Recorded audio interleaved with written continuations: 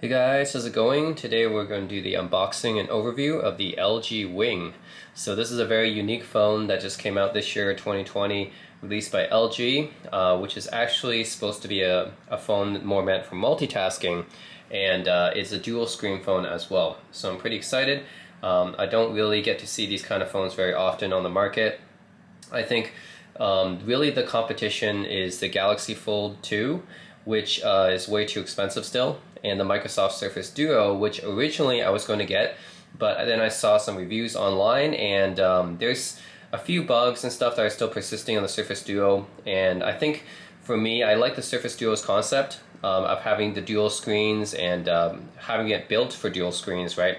As opposed to the Galaxy Fold 2, which is more just a foldable that transforms into one big screen. But yeah, the Surface Duo right now is still a little bit too expensive for what it is. I'm gonna wait a little bit for that one to drop in price, or if the successor comes out and irons out some of those bugs.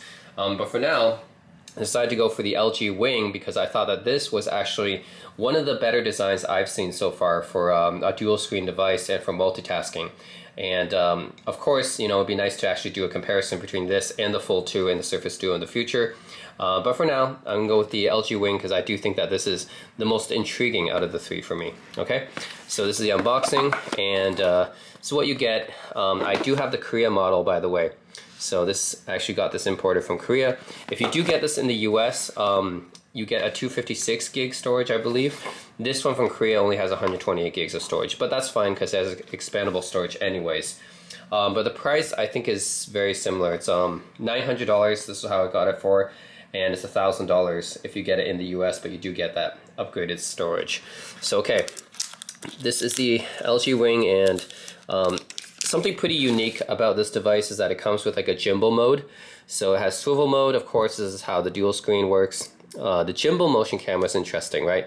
Because I've recorded with gimbals since I had the DJI Osmo, the original DJI Osmo, way back in 2015, right? So I thought that maybe I could do a comparison between using this camera as a gimbal as well. Since I've experience with DJI Osmo, the Osmo Plus, and the Osmo Mobile 3, now with the Zhiyun M2 as well.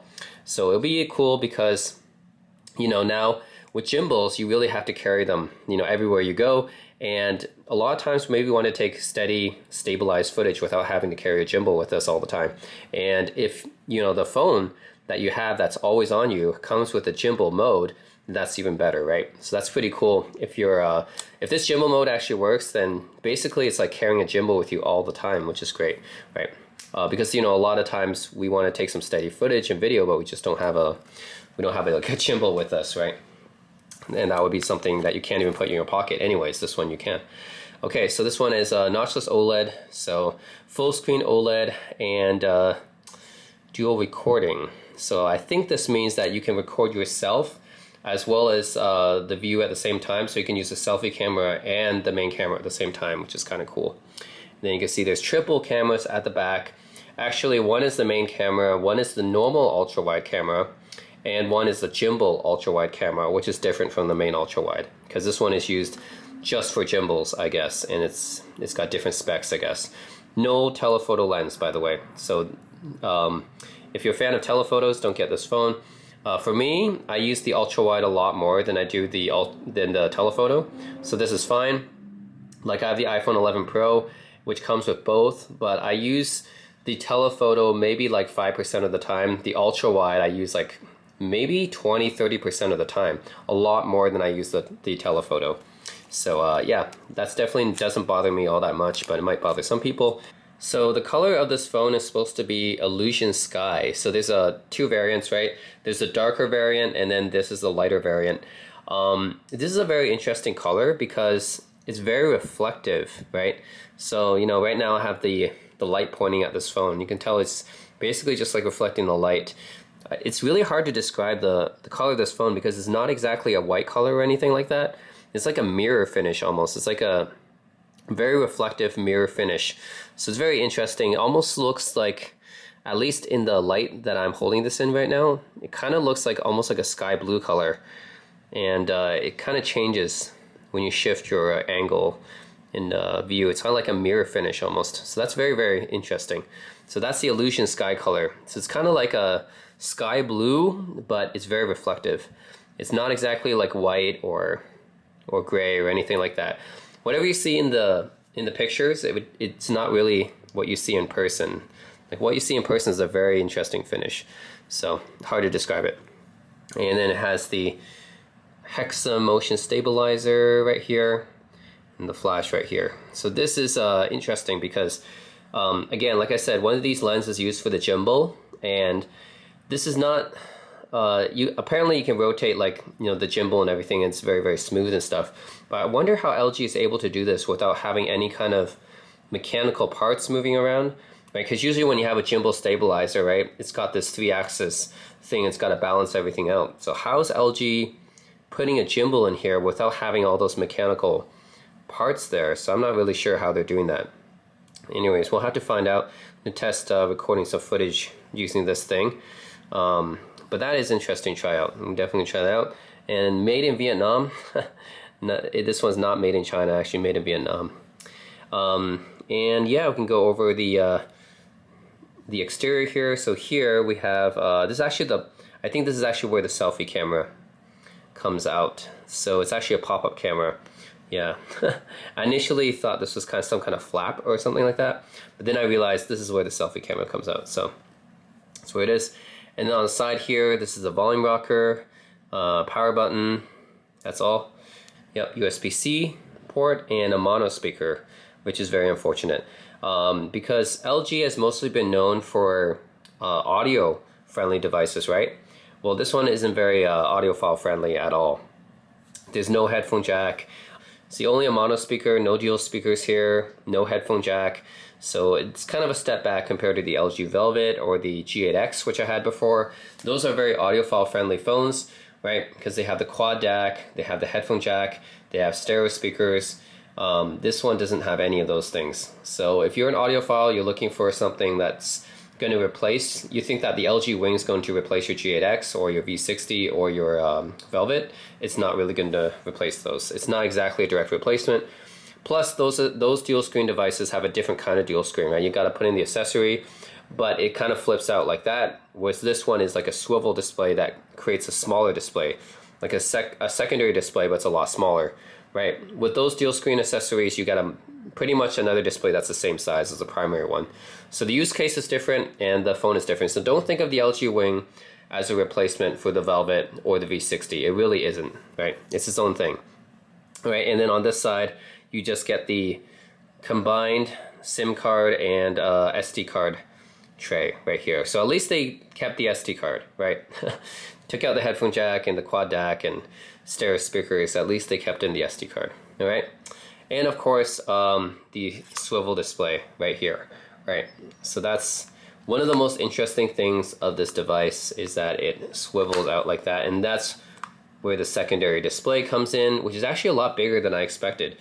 When I see this in reviews and stuff like that, I think that this smaller display is actually, it looks really small, but it actually isn't all that small. Like, you can actually, like, I can actually see myself having Instagram or Facebook or something down here, and it wouldn't be too small for me. Like, I could just scroll through it and view stuff while at the same time doing something else out here, right? So that's my initial impressions, is that this secondary display here is a lot bigger in person than it is when I see it in videos and pictures. So I initially thought this was going to be too small, but it actually isn't. So that's pretty interesting. All right. Getting on with the rest of the unboxing, just very fast. We can go over what else is in here. Okay, so this, I'm guessing is the, okay, comes with, this is the manual in Korean, of course. This is the Korean version. And a case. So it actually comes with a case, which is, I guess, color matched to the color of the back here. So in this case, Illusion Sky, so it comes with a appropriately colored case right here. Yeah, so you might be wondering how this case is going to work with the LG Wing when it swivels out and stuff like that. Well, I think it's because this case is a little bit shallow. It's not like a full case that bends all the way around the phone or anything like that.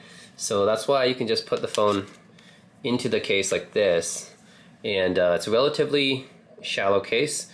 Actually, very, very nice feeling on the back. Yep. But yeah, you can still swivel the phone out like this. The case is not thick enough, it doesn't wrap around the phone, so you can still swivel the display out. So that's how it works. Alright, and this is, yeah, so I think this is some kind of screen protector that LG gives you. And they give you one for both the secondary screen and the main screen, it looks like. So it's interesting, and it's good that LG actually provides you screen protectors and a case right out of the box. That's something that Apple would never do, for example. Right, they would never give you those kind of extras. Alright, so now you have an LG charger. This is of course the Korean charger, but it will also work for Europe as well because Korea uses the exact same plug as Europe does. And this is a USB-C cable, right? So pretty simple there. And then we have the, I think these are actually earphones. So yeah, yep. So it actually comes with LG earphones as well. These are the tips. Because like you guys have already seen, this phone doesn't come with a headphone jack.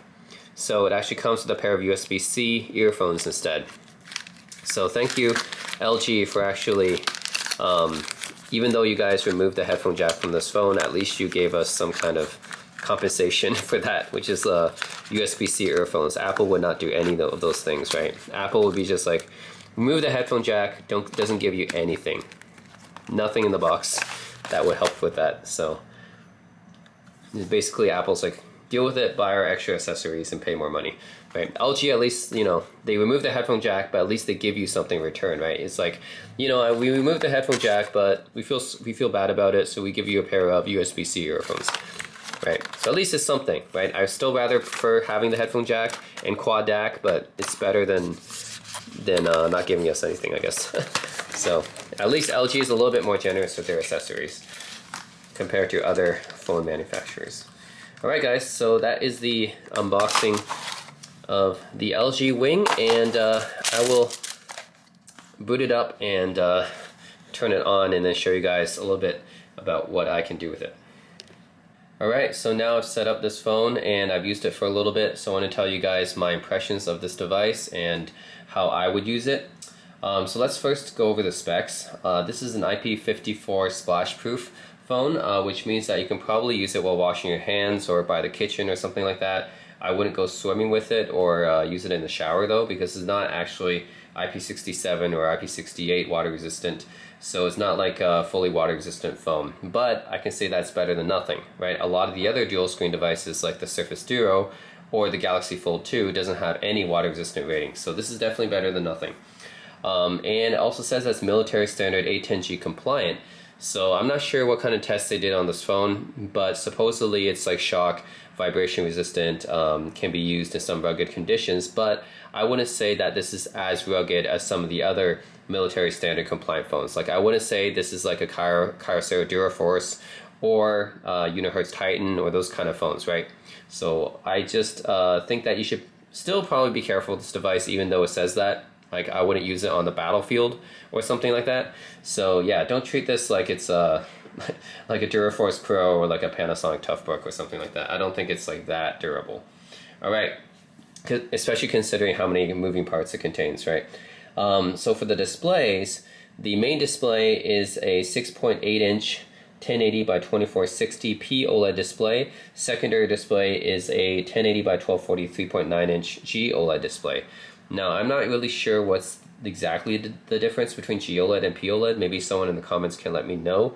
But they're definitely both OLED, right? Which is definitely better than like an IPS or God forbid, TFT screen. All right, so runs Android 10, not 11, but you know, the only phones which really run 11 right now are the Pixels. And it has a Qualcomm Snapdragon 765G processor. So it's okay, it's not the complete latest processor. It's definitely going to be fast enough, I guess. Adreno 620 as the GPU. And yeah, this one comes with 128 gigs of storage.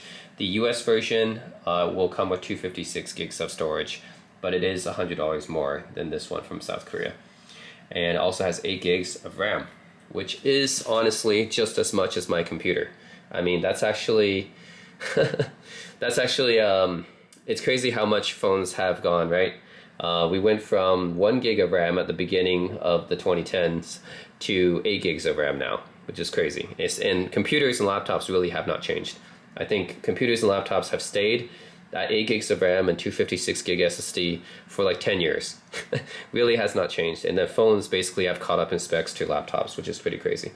All right, and then let's go over the main camera. So like I said, there's 3 lenses here. One is a 64 megapixel f1.8 standard wide angle with optical image stabilization. And then you have an ultra wide, which is a 13 megapixel f1.9. And then you have another ultra wide just for the gimbal. And that one is a 12 megapixel f2.2. So yeah, that should be interesting. And the selfie camera is a motorized one, which comes out of here. And that one is a 32 megapixel, yes, 32 megapixel selfie camera. How long? What a ways we've come since the days of the iPhone 4S. I remember we had like a 0.3 megapixel VGA camera. That was the first phone I used to take selfies with, was the 4S. So that one, man, we've come a long way since the VGA cameras back then. Now it has a pop-up 32 megapixel f1.9 wide angle selfie cam with HDR even. Wow, okay. So yeah, with this case, I've actually attached this finger stand to it.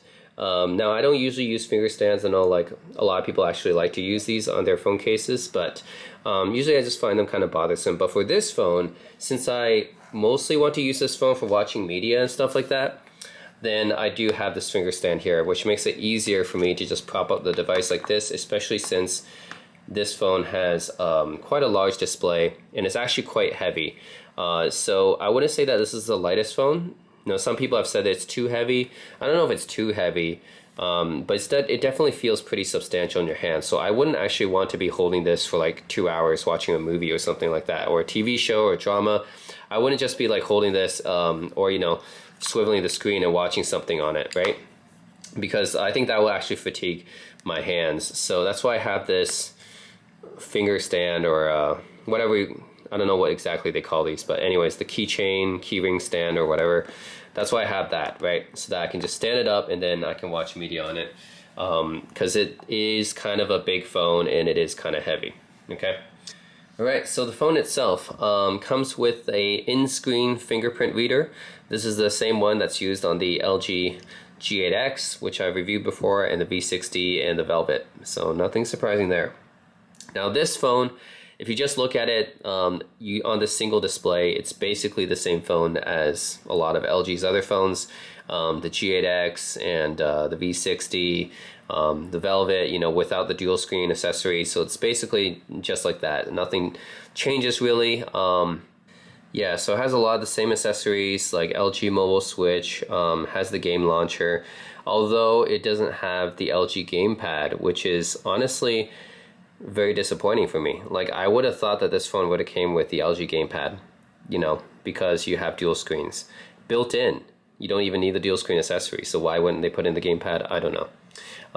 But has a lot of the other same accessories, and this is the LG UI. Personally, I don't like it because I prefer stock Android, or even the Sony Xperias, which are very close to stock Android. But you know, Samsung and LG like to put UIs. All the Korean companies like to put UIs on their devices. I don't know why. I don't particularly like it. Anyways, if you just use this phone as it is without any sort of special feature, then it's just like any other LG phone. Now, the reason you buy the Wing though is because you have this, right? You have the swivel screen. Okay, so once you swivel, it launches this other secondary launcher, which looks kind of like a Mac OS X dock kind of thing.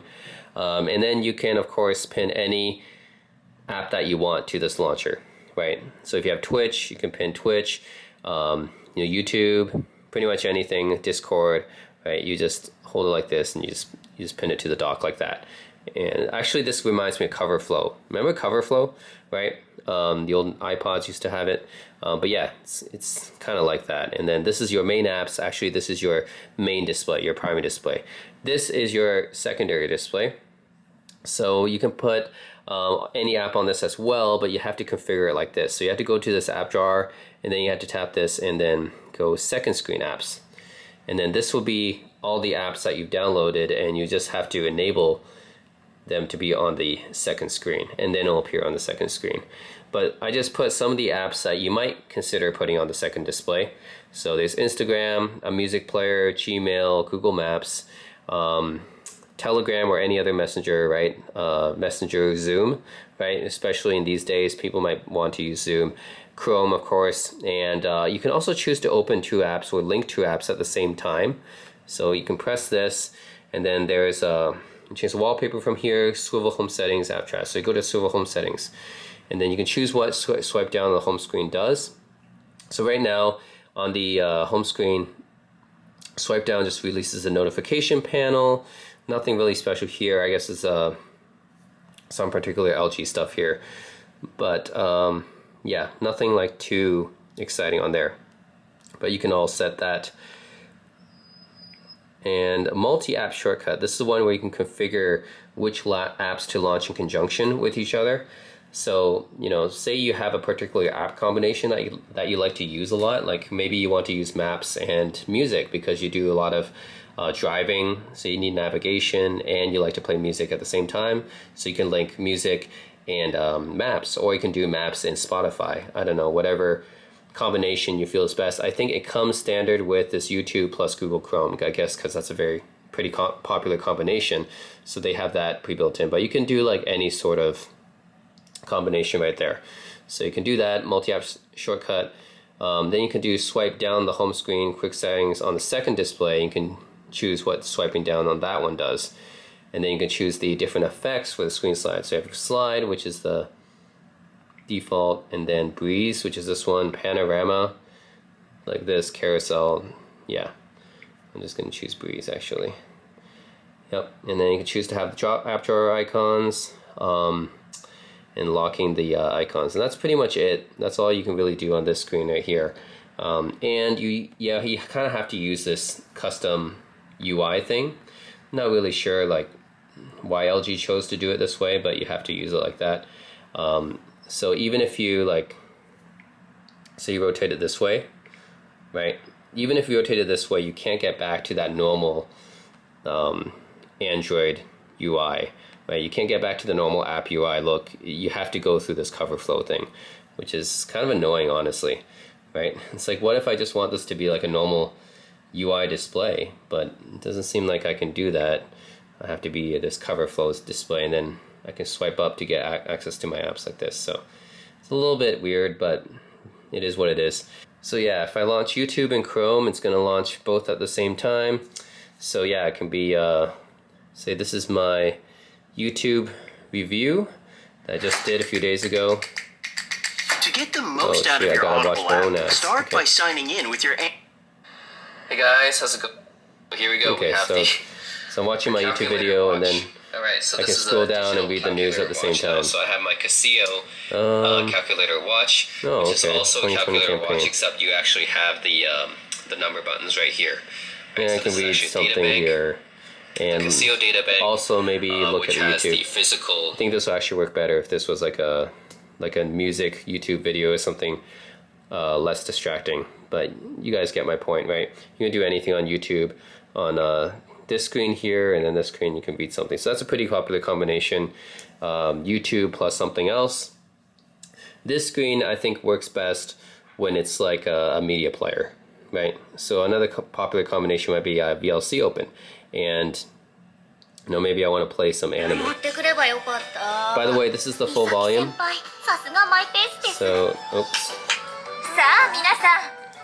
Well, actually, it doesn't go above 100%, but this is 100%. So, okay, I'm watching the anime, and maybe I'm texting my friends at the same time. So go to Messenger, and oh, okay. Yes, then I can text my friends at the same time. Okay.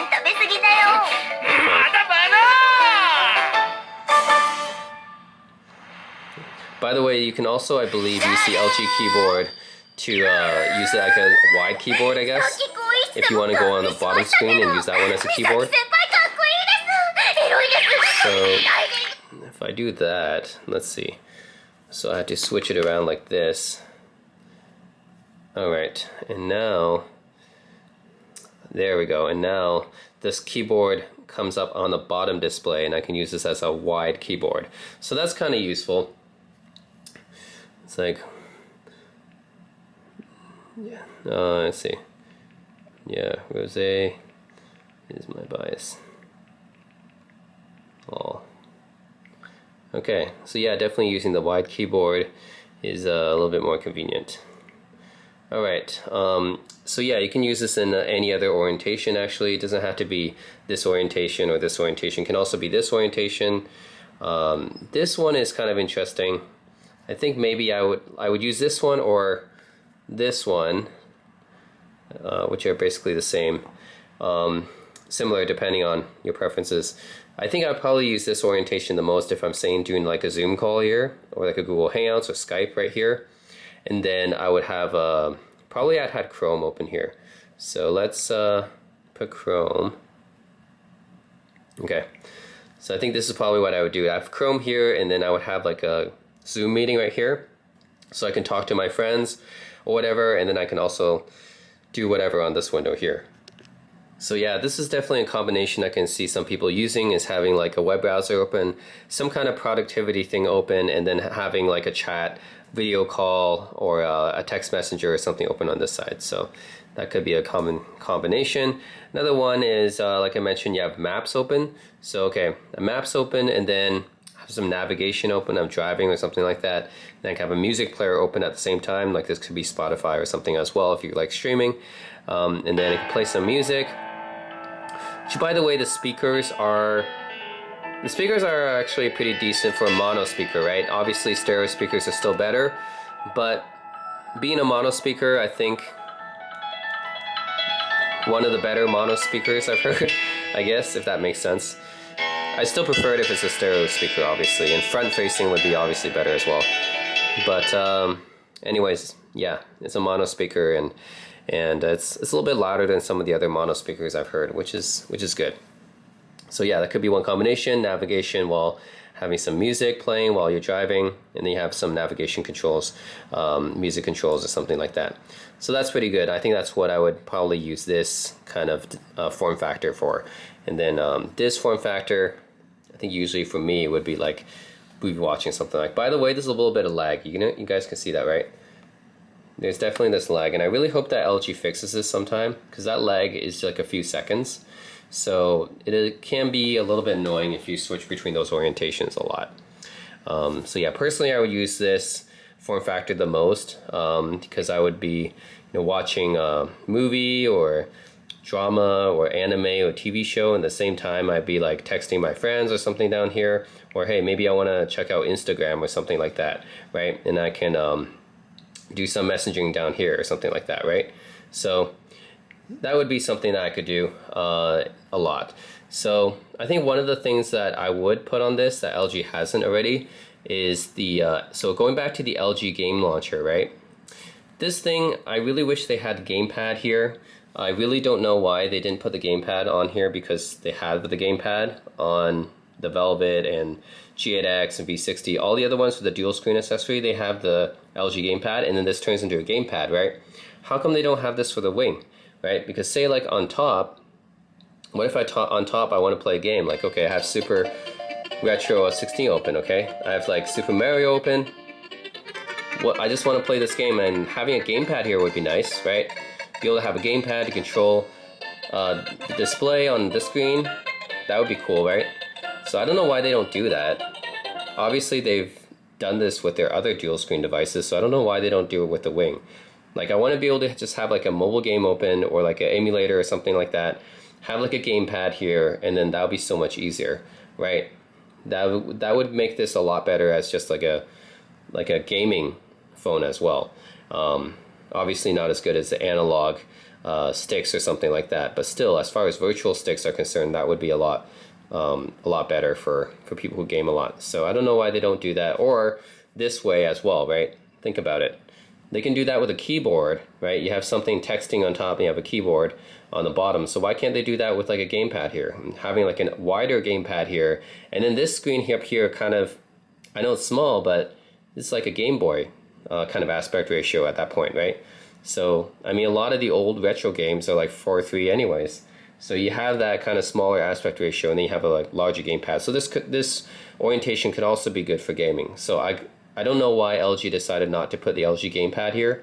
They really should. So that's one thing I lament.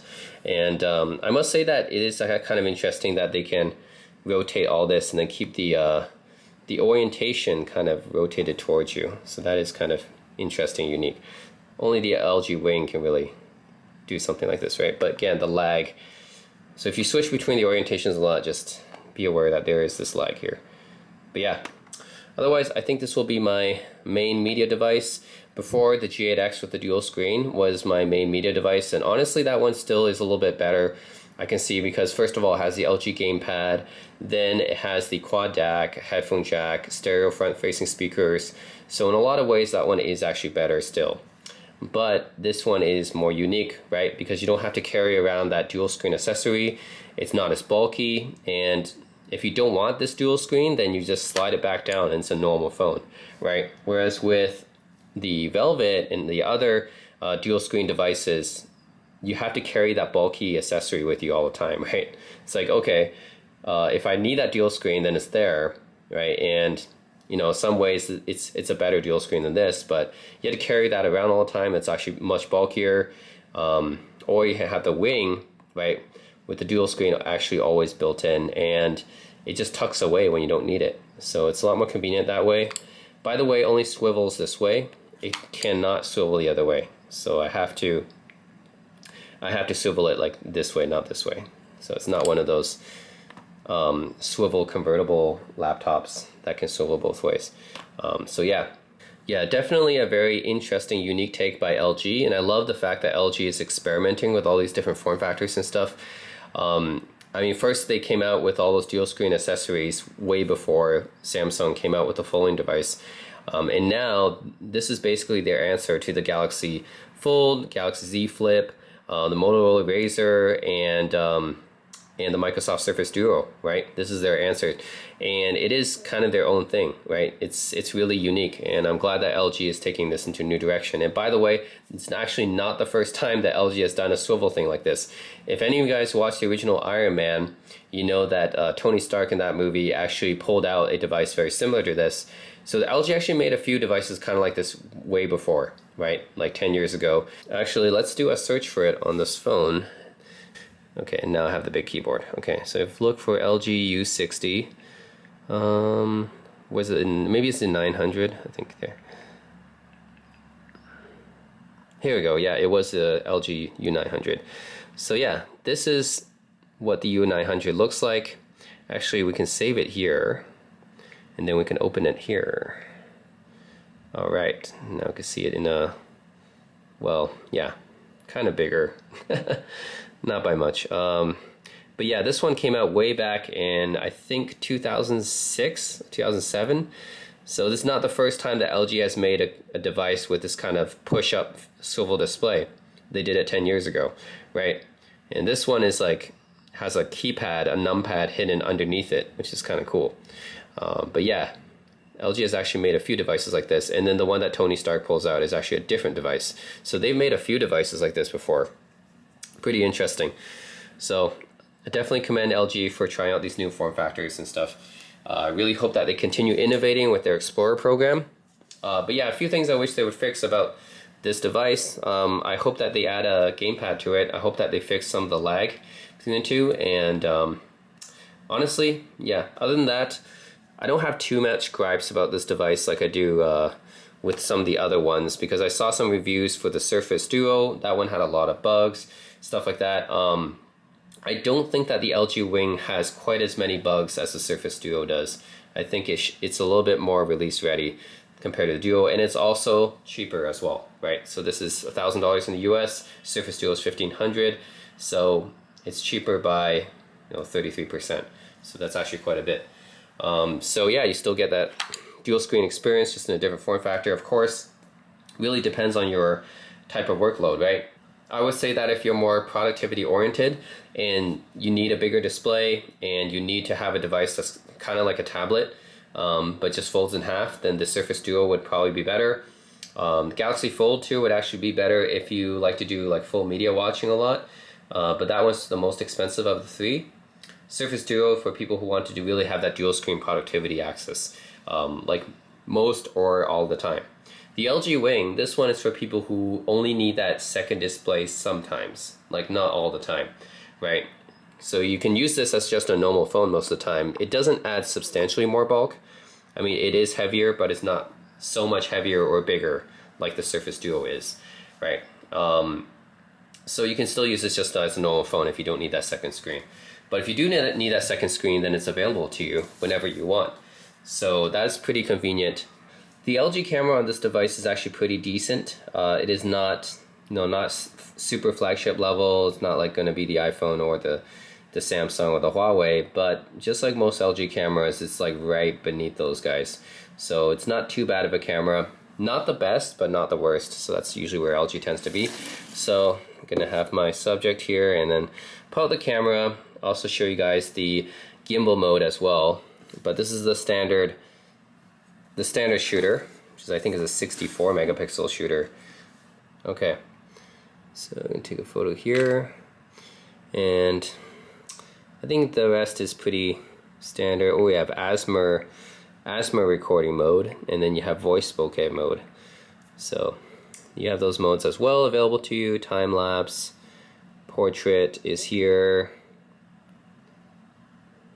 with all these kind of filters on it.